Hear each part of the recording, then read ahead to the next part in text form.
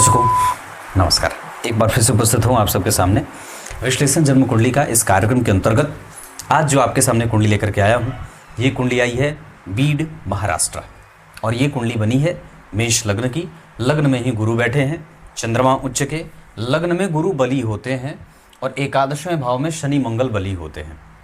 मतलब दशम और एकादशवें भाव में पाप ग्रह का बैठना बहुत ही उत्तम माना जाता है। 12वें भाव में शुक्र उच्च के, एकादशवें भाव में शनि स्वग्रही, लग्न में बली गुरु और लग्न बलवान है और द्वितीय भाव में बलवान होकर के चंद्रमा बैठे हैं। 12वें भाव में सूर्य बुध और शुक्र एक साथ बैठे हैं राहु के साथ। इसका भाव जानना बड़ा आवश्यक होगा। और जन्म कुंडली के नवांशा में यहाँ के नवम भाव के अधिपति यहाँ के लग्नेश हो रहे हैं। 12वें भाव में गुरु और शुक्र जैसे दो शुभ ग्रह, द्वितीय भाव में मित्र की राशि में राहु और जन्म कुंडली के चौथे भाव में सूर्य और बुध एक साथ बैठे हैं। यहाँ भी सूर्य और बुध मीन के, यहाँ भी सूर्य और बुध मीन राशि के। यहाँ पे शनि और मंगल एक साथ बैठ करके एकादशवें भाव को देख रहे हैं, जहाँ शनि का नीच भंग मंगल ने किया है। और दशम स्थान में चंद्रमा, यहाँ चंद्रमा सम संख्या की राशि में, यहाँ भी चंद्रमा सम संख्या की राशि में। यहाँ चंद्रमा से एकादशवें सूर्य बुध शुक्र बैठे हैं जो कि अतिरिक्त लाभ देता है। चंद्रमा से 10वें घर में शनि और मंगल व्यक्ति को नौकरी और राजनीतिज्ञ बनाता है। इतना ही नहीं, लग्न में गुरु बलवान माने जाते हैं क्योंकि वो पूरब दिशा है और लग्न में पूरब दिशा में गुरु, सूर्य और बुध तीनों ही ग्रह बड़े ही सर्वोत्तम परिणाम करने वाले जाने जाते हैं। दशमांशा कुंडली में मकर का दशमांशा बना, जिसका अधिपति शनि जाकर के जन्म कुंडली में अष्टम स्थान में बैठा है, जो करियर को थोड़े देर से इनिशियल स्टेप में लेने वाला होगा, लेकिन फिर भी व्यक्ति का जो कर्म क्षेत्र को लेकर के दृष्टिकोण रहेगा वो बड़ा ही उदार और बेहतर रहेगा। 12वें भाव में गुरु स्वग्रही केतु के साथ बैठे हैं और वहां से बैठ करके वो शुक्र को देख रहे हैं।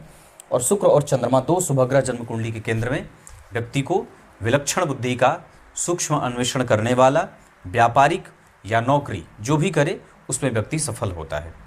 पंचांग के आधार पर उत्तरायण में जन्म होने से सूर्य, गुरु, बुध, चंद्रमा और शुक्र ये सब ग्रह बलवान हो जाएंगे। और शनिवार को जन्मे होने से इस कुंडली के लिए शनिदेव बहुत अच्छे ग्रह नहीं होते। हालांकि पापक ग्रह हैं, दशम के साथ एकादशवें भाव के अधिपति होकर के एकादशवें भाव में शश योग लगा रहे हैं।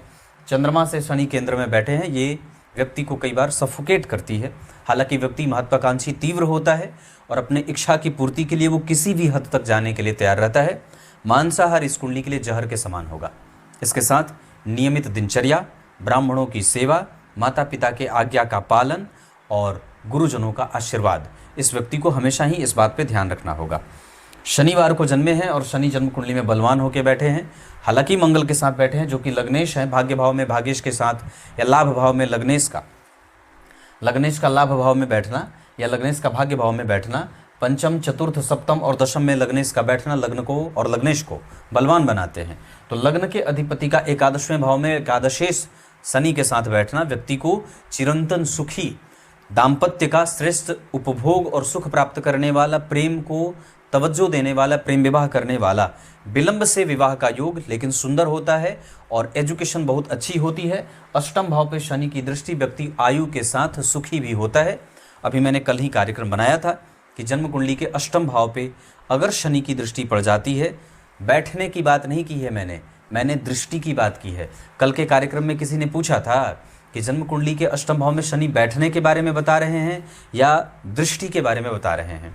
तो मैं आपको बताऊं, मैंने जन्म कुंडली के अष्टम भाव पे शनि के बैठने का नहीं, दृष्टिपात करने का फल बताया था कि जन्म कुंडली के अष्टम भाव पे अगर शनि देख लेते हैं तो व्यक्ति को आयु, व्यक्ति को यश, व्यक्ति को ज्योतिषी, व्यक्ति को वैज्ञानिक और सुखी बनाने के साथ साथ एक से अधिक भवन का, बहुत ही आलिशान भवन का सुख देते हैं। तो यहाँ पे ये बात दिख रही है।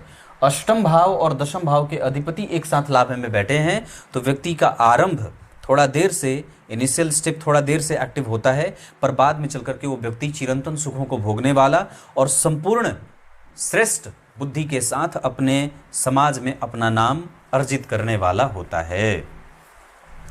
शुक्ल पक्ष में जन्मे होने से मृदुभाषी और यहाँ पे भी चंद्रमा द्वितीय भाव में बैठे हैं। चंद्रमा से 12वें गुरु बैठे हैं जो व्यक्ति को जिद्दी और हठी बनाएंगे। और द्वितीय भाव में चंद्रमा व्यक्ति को सुंदर, सुखी, सुशील, बुद्धिमान और अच्छे नेचर का बनाएंगे। व्यक्ति गंभीर और चंचल भी है, मतलब अब वो बहुत ज़्यादा स्थिर नहीं है और बहुत ज़्यादा गंभीर नहीं है और चंचल नहीं है, सामान्यतया इसे संतुलन कह सकते हैं। और एजुकेशन व्यक्ति की बड़ी अच्छी है। हालांकि पंचम भाव पे गुरु की दृष्टि, नवम भाव पे और सप्तम भाव पे गुरु की दृष्टि हर जगह दाम्पत्य को, परिवार को, व्यापार को, साइड बिजनेस को, इसके साथ आपके डेली रूटीन को, पिता माता के सुख को, पिता माता के कारोबार को, सप्तम भाव पे गुरु की दृष्टि एक अच्छा नेचर दे रही है। उसके बाद मृगशिरा नक्षत्र में जन्म हुआ है। इसके अधिपति वस्तुतः चंद्रदेव हैं, ये मंगल का नक्षत्र होता है। ओम चंद्रमसे नमः, है ना, ओम चंद्रमसे नमः। इस मंत्र का जप व्यक्ति को प्रत्येक दिन करना चाहिए, या किसी ब्राह्मण से इस मंत्र का कम से कम 8 से 10,000 बार जप करवा के, और सत्यनारायण भगवान की कथा महीने में एक बार पूर्णिमा के दिन आवश्यक रूप से करनी चाहिए। उस दिन विशेषतया गणेश, गौरी गणेश की पूजा करके भगवान नारायण की उपासना करने के साथ साथ भगवान को पंचामृत से स्नान कराना चाहिए और प्रसाद ग्रहण करना चाहिए। इसके साथ साथ अगर बन पड़े तो जावित्री आपको किसी भी पूजा पाठ की सामग्री या जड़ी बूटी की दुकान पे मिल जाएगा। तो जावित्री की जड़ अपने दाहिनी भुजा में बांधने से इस नक्षत्र के दोष का शांति हो जाता है। आगे बढ़ के बताता हूँ। शोभन योग बहुत अच्छा है। बालोकर्ण, वैश्य वर्ण और देवगण के होने के कारण दाम्पत्य खराब नहीं होगा। पत्नी प्रेम करने वाली और प्रेम में जीवन बिताने वाली, साथ ही साथ दाम्पत्य में सही सुख भी मिल रहा है, पर व्यय व्यक्ति का बिगड़ा हुआ हो सकता है। साथ ही साथ कई बार व्यक्ति के सामने जिम्मेदारियों का वहन भी करना पड़ता है, भारी जिम्मेदारियां, लायबिलिटीज होती हैं। अब यहाँ से आगे बढ़ते हैं। आपको और भी कुंडली के नज़दीक से, निकट से बहुत सारे पक्षों को बता दूं। इस कुंडली में लग्न में गुरु बैठे हैं जो 12वें के भी अधिपति हैं और भाग्य के अधिपति हैं, तो व्यक्ति को भाग्यशाली, धार्मिक और श्रेष्ठ लोगों से मैत्री करने वाला बना देंगे। इसके साथ साथ जन्म कुंडली के दूसरे भाव में चंद्रदेव और 12वें के में शुक्रदेव का बैठना व्यक्ति को विदेशों से संपर्क करके और धन का व्यय करने वाला, या धन थोड़ा बचाने में व्यक्ति से मुश्किलें होती हैं, उसके बजट और उसके व्यय ज़्यादा होते हैं। यहाँ पे तृतीय भाव के अधिपति भी नीच के हैं, 12वें भाव में बैठे हैं शुक्र और बुध में। वहाँ पे अगर बात करें तो शुक्र 15 डिग्री के और बुध 27 डिग्री के हैं। बुध का बल वहाँ ज़्यादा बढ़ रहा है, हालांकि वहाँ पे उनका नीच भंग होगा, लेकिन फिर भी व्यक्ति को मेहनत थोड़ी ज़्यादा करनी पड़ती है, क्योंकि तृतीय के कारक मंगल जो हैं वो जन्म कुंडली में एकादशवें में बैठे हैं, तो पराक्रम को बल देंगे। व्यक्ति जुझारू होता है, लेकिन फिर भी मेहनत थोड़ी ज़्यादा करनी पड़ती है। मेहनत पे हमें ध्यान देना होगा। इसके साथ साथ चतुर्थ भाव के अधिपति का उच्च का होना और गुरु का लग्न में बैठना, साथ ही साथ चतुर्थ भाव से मंगल का 6वें 8वें का संबंध, चतुर्थ भाव के अधिपति से मंगल का 4थे 10वें का संबंध चतुर्थ भाव को बल और सुखी बनाता है। साथ ही साथ व्यक्ति के जीवन में धन, धान्य, पद प्रतिष्ठा, शांति और कोई बीमारी बड़ी गहरी नहीं है, ऐसा भी देख रहा हूं। एजुकेशन इस कुंडली में पूरी हो जाएगी। बाधाएं शनि और मंगल के कारण आएंगी, पर गुरु की दृष्टि उसमें लाभप्रद स्थितियों को देने वाली होंगी। नौकरी ज़्यादा बढ़िया है, व्यापार थोड़ा कम सा है। व्यापारेश या दशम भाव के अधिपति जन्म कुंडली में स्वग्रही है, तो व्यापार पे भी व्यक्ति का दिमाग लगाया जा सकता है। शनि मंगल से संबंधित, बिल्डिंग मटेरियल से संबंधित, टेक्नोलॉजी से संबंधित, सैनिक सेवा से संबंधित, फर्नीचर से संबंधित, कोलतार, कोयला, खादान से संबंधित और खाने पीने से संबंधित कोई भी काम कर सकते हैं। इनकी कुंडली में लॉयर बनने का भी बहुत अच्छा योग बना हुआ है, स्पीकर बनने का भी बहुत अच्छा योग बना हुआ है, प्रवक्ता बनने का योग बहुत अच्छा बना हुआ है, राजनीति करने का योग बहुत अच्छा बना हुआ है। इसके साथ साथ इंजीनियरिंग करने का सबसे ज़्यादा मजबूत योग बना हुआ है। कानून की पढ़ाई पढ़ने का भी योग बहुत अच्छा बना हुआ है। दिनचर्या को हमें ठीक करना होगा, क्योंकि सप्तमेश उच्च के तो हैं पर राहु के साथ हैं, इस वजह से पत्नी व्ययी और पत्नी खर्चीली आती हैं। विवाह के लिए मीन राशि मीन लग्न, वृषभ राशि वृषभ लग्न, ये 2 राशियाँ, तुला राशि तुला लग्न की जातिकाएं विवाह के लिए बहुत अच्छी होंगी। इसके साथ साथ इस कुंडली का अष्टम भाव, अष्टमेश जन्म कुंडली में अपने भाव से 4 घर आगे और अष्टम भाव पे शनि की दृष्टि व्यक्ति को ज्योतिषीय तत्वों को समझने वाली, सिक्स्थ सेंस व्यक्ति का जागृत होता है। बहुत ही टिपिकल नॉलेज और बहुत आसानी से, सरलता से कितनी भी कठिन चीज़ को अपने अंदर समाने वाला होता है। इतना ही नहीं, जन्म कुंडली में भाग्य का बल अच्छा है, करियर का सुख बहुत अच्छा है और प्राप्त करने के मामले में भी ये कुंडली कमज़ोर नहीं है।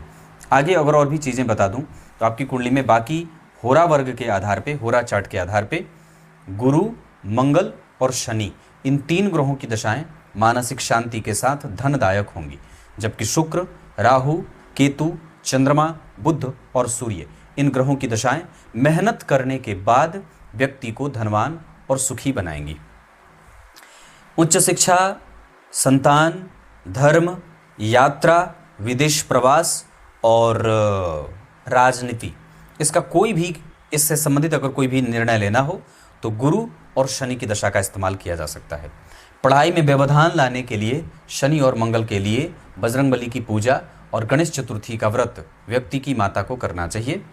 इसके अतिरिक्त हमें किसी भी अवस्था में अपने हृदय और फेफड़े को मजबूत रखने का प्रभाव रहेगा। और हमारे जो ये कुंडली है, यहाँ पे माता पक्ष कमज़ोर ना हो, माता से तो बहुत अच्छा लाभ देख रहा हूँ, पर फिर भी माता को लंबी बीमारी या स्वास्थ्य में कोई परेशानी ना हो, इसका ध्यान रखना होगा। ये कुंडली पूर्व जन्म में बहुत ही अच्छे कर्म करके आई है। इसमें इसकी बात लग्न में गुरु बैठ करके सुनिश्चित कर रहे हैं और व्यक्ति एक जगह से नहीं कई जगह से धन कमाएगा, इस बात की भी पुष्टि होती है एकादशवें भाव में शनि और मंगल के कारण। दशमांसा कुंडली के आधार पे लग्न के अधिपति का अष्टम भाव में जाना, सूर्य और बुध के साथ व्यक्ति डीप थॉट में जाता है, अच्छा रिसर्च करता है और बहुत ही गड़ी हुई चीज़ों के बारे में समझ करके जो चीज़ें हिडन हैं उस ट्रुथ को बाहर निकाल देता है। नवांश कुंडली के चतुर्थ भाव में सूर्य और बुध का बैठना और उस पर चंद्रमा की दृष्टि और केतु का प्रभाव, पंचम भाव में शनि और मंगल का बैठना प्रेम विवाह के ऊपर भी स्थितियों को लेकर के जाने वाला, संतति से दूरी और कई बार व्यक्ति खेल के क्षेत्र में भी अच्छी खासी सफलता अर्जित कर लेता है। नौकरी पहले सरकारी और खास करके प्राइवेट सेक्टर का भी योग बना हुआ है। अब प्राइवेट सेक्टर और सरकारी सेक्टर या अपने खुद के कारोबार में भी निश्चित रूप से सफल हो सकते हैं, इसमें कोई संशय नहीं है। शुभ अंक इस कुंडली के लिए 2 रहेगा।